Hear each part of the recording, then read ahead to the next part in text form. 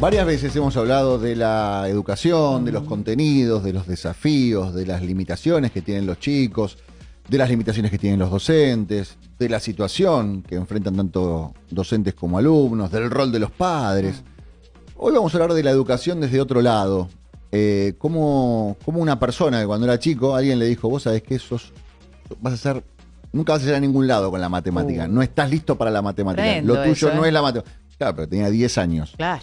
Y no solamente le fue bien, sino que es profesor de la Universidad Nacional de Jujuy, es experto en neurociencia aplicada al aprendizaje, es divulgador científico, contador, está terminando una maestría. Bueno, vamos a hablar con Nicolás Fernández Miranda. Nicolás Horacio Cava junto a Lee Cabrera. ¿Cómo te va? Buenos días, ¿cómo están ustedes? ¿Todo bien?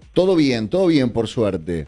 Bueno, a ver, contame cómo es esa experiencia que en algún momento de tu vida un docente te dijo, lo tuyo no es matemática, y en vez de frustrarte, te repusiste y ahora encontraste una vuelta para entender y para explicarle a los potenciales alumnos cómo aprender. Bueno, es un camino que empezó por ahí con un trago un poco amargo, que es que cuando yo tenía 10 años, estaba en la primaria, me iba muy mal en matemáticas, Sí. También tengo que decir que no era que me esforzaba demasiado, pero una maestra me dijo, recuerdo clarito la cara, el momento todo, me dice, Fernández Miranda, usted nunca va a servir para la matemática. Uh-huh. Y yo dije, también mis padres me apoyaron en eso, digo, ¿cómo puede ser que una maestra defina para qué voy a ser bueno el resto de mi vida o no? Claro. Y bueno, recuerdo clarito, en ese verano, porque desaprobé la materia y me la llevé a marzo, me puse a estudiar. Y después me di cuenta que estudiando, al final la terminé aprobando con 10, y me pareció re fácil. Y después en mi carrera, ya como estudiante en la secundaria y en la universidad, la matemática era lo que mejor se me daba, fui ayudante de análisis matemático, tuve la suerte de que me recibí con una medalla de oro al mejor promedio siendo contador, siendo que alguien en su momento me había dicho que yo no servía para eso. Pero después sucedió que tuve la suerte, y es algo que amo hacer, que soy docente en la universidad. Y yo veía que mis alumnos intentaban estudiar, o sea, se ponían las pilas, digamos, les daban realmente mucho esfuerzo, pero les iba mal. Y yo decía, ¿qué pasa? Que los chicos se esfuerzan y no llegan. Y ahí es que me puse a indagar un poquitito más y vi que estaban haciendo las cosas un poquitito mal. Era como si, por ejemplo, si nosotros queremos correr una maratón y empezamos a correr 42 kilómetros por día, que es un montón, obviamente nos vamos a lesionar, la vamos a pasar mal y vamos a pensar que nosotros no estamos destinados a correr maratones por la vida, Uh-huh. cuando en realidad sencillamente lo estamos encarando mal. Sí. Y pensé, bueno, Sí. si uno quiere correr una maratón, ponele que va con un personal trainer que sabe cómo entrenarte. ¿Qué debería hacer uno si quiere estudiar mejor o enseñar mejor Sí. para que los alumnos le vaya bien? Y la respuesta es estudiar cómo funciona el cerebro cuando quiere aprender algo. Bien. Te hago Y ahí una pregunta, fue que Nicolás, antes de avanzar en tu método. Esta situación de poner a correr una maratón a una persona que no está preparada para correr una maratón, ¿es un error que hace el alumno o es un error que por lo general lo comete el docente? Y por ahí va la verdad que es los dos lados. Ujú. En general, si bien esto, gracias a Dios, está cambiando y los docentes cada vez enseñan de una forma distinta, Sí. no desde el paradigma del docente que sabe todo y el alumno que no sabe nada, sino que el docente es más un curador de contenido, Sí. porque cualquier alumno hoy con un celular en la mano realmente tiene acceso a mucha información, pero también el alumno hace las cosas bastante mal, o al menos con mucho aspecto de mejora. Porque, viste, todos escuchamos ese cuento en el que dice que alguien del pasado viaja al futuro Sí. y se asusta en todos los lugares, menos en una escuela, Sí. porque en la escuela es todo lo mismo. Exactamente, sí. Lo mismo pasaría si esa persona sigue a los alumnos a la casa y lo ve estudiar. Estudiamos de la misma forma que lo hacíamos hace 300 años, Ujú. simplemente sentándose y leyendo, que es una forma muy pasiva de aprendizaje. Claro. Así que por ahí el aspecto de mejora, los alumnos lo pueden hacer y también obviamente los docentes. Pero me alegra decirlo que es algo que tiene cada vez más conciencia, cada vez los docentes aprenden mucho más sobre cómo aprende el cerebro para ellos poder enseñar mejor. Ujú. A ver, vamos a ese punto, digamos. ¿Cómo se hace para enseñar pensando en la información que tenemos del cerebro? ¿Qué cosas hay que empezar a corregir? ¿Qué cosas hay que adaptar? ¿Por dónde empezar? Mira, lo primero y más importante de todo es entender cómo funciona el cerebro en relación a... Al cerebro no le interesa el contenido que es irrelevante. Por ejemplo, si yo le estoy enseñando al alumno, no sé, el teorema de Pitágoras, por decirte algo, Sí. tengo que enseñarle por qué se lo estoy enseñando y para qué le sirve. Contrariamente a lo que piensan muchos por ahí, viste que siempre hay un meme que dice, ¿para qué te sirven las matemáticas en la vida adulta? No Ujú. sé, con la raíz cuadrática, por ejemplo. Sí. Las matemáticas puntualmente sirve para que el alumno tenga una capacidad de pensamiento abstracto, para que podamos pensar cosas en el aire. Y no es lo mismo decir, che, vos tenés que estudiar el teorema de Pitágoras porque sí, y punto. A decirle, mira, vos aprendiendo esto, vas a fortalecer este tipo de proceso neurológico en tu cabeza, te va a salir tales cosas más fáciles, vas a poder resolver tal problema, etcétera. De esa manera, cuando hacemos el contenido relevante, al alumno y al cerebro se le hace muchísimo más fácil retener esa información. De ahí ya partimos de una base totalmente distinta al arbitrario, porque sí, a que esto tiene una finalidad y una finalidad estudiada para algo. La otra, que esto es aplicable tanto para los docentes como para los alumnos, es que el cerebro no se concentra por periodos largos de tiempo. Pero no porque seamos flojos o el Ujú. cerebro esté roto. Sí. De la misma manera que no podemos correr 100 kilómetros de un solo saque, al menos que seamos ultramaratonistas, el cerebro no está preparado para concentrarse por periodos largos de tiempo. ¿A quién no le pasó, por ejemplo, estás viendo una película o algo que realmente te interesa y a los 40, 50 minutos empezaste a pensar, uy, debería haber comprado milanesas hoy? Y la atención se te dispersa.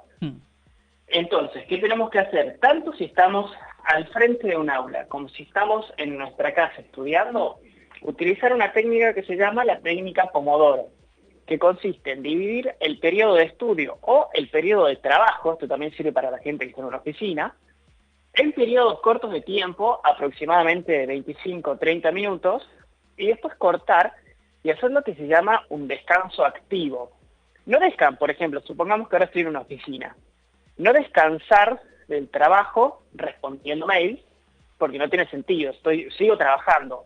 Sino, por ejemplo, haciendo algún ejercicio de respiración, comiendo algo con bajo índice glucémico para que después no me dé un bajón después, saliendo a caminar una vuelta a la manzana, y haciendo este cambio tan sencillo, tan fácil, tan aplicable ya mismo, o sea, no es que hay que comprar nada, ni hay que aprender más, ya y la capacidad de aprendizaje cambia y cambia mucho.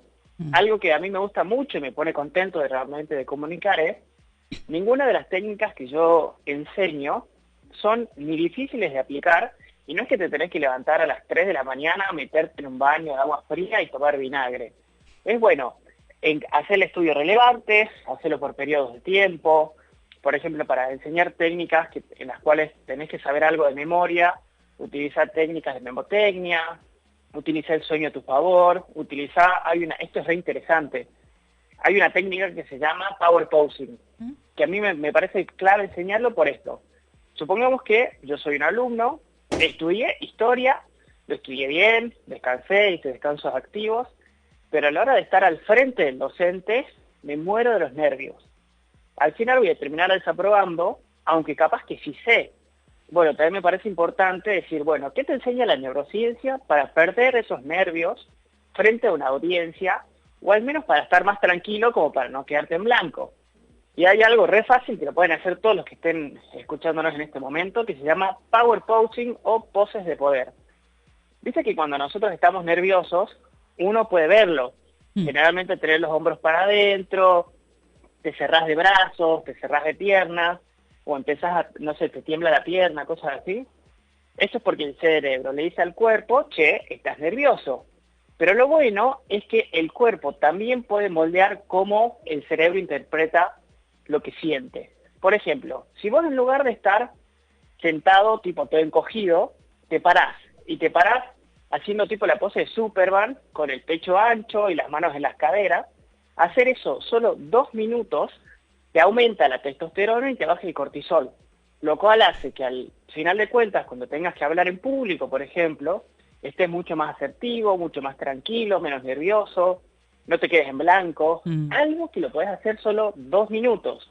Y otra frase que a mí de la cual soy fanático es, esto no es motivación, es ciencia. No es que yo los intento arengar, decirle, dale, vos podés meterle para adelante, sino que, hay estudios científicos comprobados que demuestran que cambiar la corporalidad cambia la química en el cerebro, y cambiar la química en el cerebro te deja mucho más tranquilo.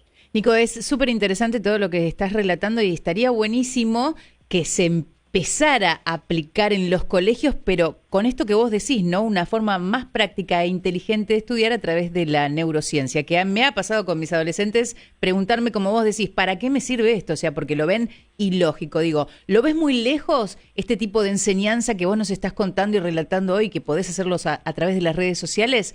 ¿En el colegio, en la educación, estamos muy lejos de eso?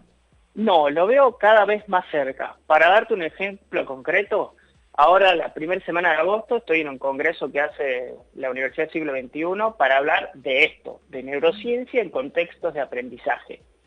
Y cada vez es algo, no sé si ya llegamos al punto que es moneda corriente, pero es como que nos estamos dando cuenta, y cada vez la conciencia común de que si yo enseño, como mínimo, tengo que saber cómo el cerebro aprende para que tenga sentido lo que estoy haciendo.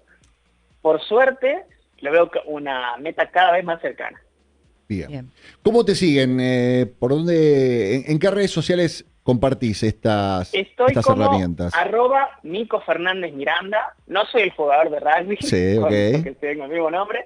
Y cuando vean mis fotos son muy parecidos a Flanders. Eso no se olvida a nadie. Okay. Así que Nico Fernández Miranda en Instagram y en YouTube. Perfecto, buenísimo. Vamos a chusmear un poco. Me parece que te voy a mandarte estos videos a mis hijos porque siempre tienen alguna excusa para... Es genial, es genial. Sí, para uno mismo también, cuando nosotros estamos ante el público y demás, te sirven todos los tips que tiró. También, pero mi hijo lo tiene. En la vida adulta sirve un montón. Sí, hay que, siempre viene, siempre uno tiene que estar aprendiendo, ¿eh? No termina uno nunca de aprender. Gracias por toda esta información. Gracias a ustedes, que tengan una linda tarde, ¿no? Que estés bien, igualmente, muchas gracias. Ciudadano Común, con Horacio Cabac. Ciudadano Común, lunes a viernes de 10 a 13. Información con tu misma mirada.